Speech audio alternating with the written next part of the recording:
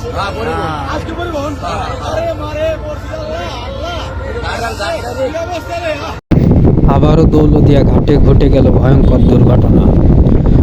দৌলদিয়া 7 নম্বর ঘাটে আবারও সেই বাস ডুবে দুর্ঘটনা ঘটেছে।